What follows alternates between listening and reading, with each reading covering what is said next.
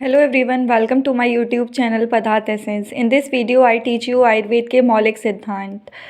सबसे पहले बात करेंगे मौलिक सिद्धांत होते क्या हैं। मूल को जो लक्ष्य करके जो सिद्धांत बनाए जाते हैं उन्हें मौलिक सिद्धांत कहते हैं।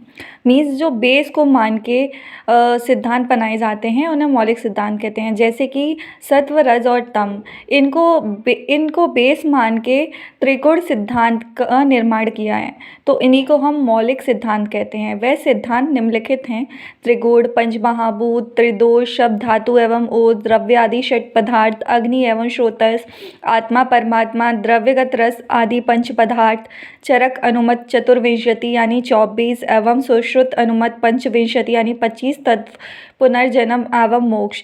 ये आयुर्वेद में 10 सिद्धांत मौलिक सिद्धांत कहे गए हैं। सबसे पहले हम त्रिगुण सिद्धांत की बात करेंगे। त्रिगुण सत्व, रज और तम को 3 गुण कहते हैं। ये 3 गुण प्रकृति में रहते हैं।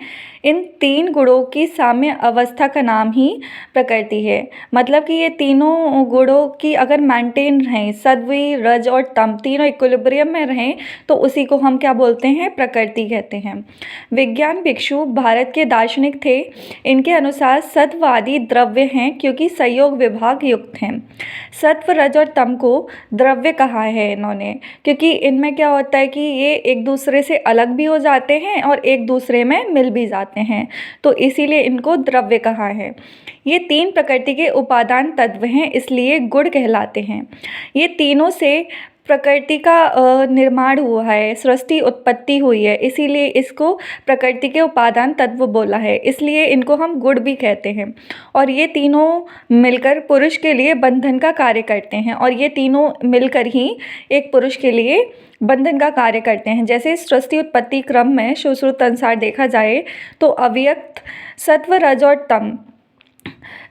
अव्यक्त क्या होता है?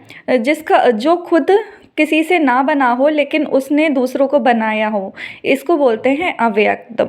अव्यक्त जैसे सत्व, रज और तम गुण वाला होता है और पुरुष के साथ मिलकर महान का निर्माण करता है। महान अहंकार के साथ मिलकर सत्व अहंकार, रज अहंकार और तम अहंकार का निर्माण करता है।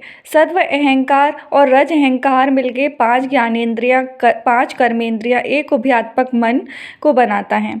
रज अहंकार और तम अहंकार मिलकर 5 तन्मात्राएं बनती हैं: आकाश, शब्द, स्पर्श, रूप, रस, गंध। ये सब मिलकर 5 महाभूतों का निर्माण होता है। इसी से एक सृष्टि की उत्पत्ति होती है। इसीलिए इनको प्रकृति का उपादान तत्व कहा गया है, क्योंकि महान में भी सत्व, रज और तम युक्त होता है। अहंकार भी सत्व, रज और तम युक्त होता है, इसीलिए इसको प्रकृति के उपादान तत्व बोला है। I hope you understand this lecture. Thank you.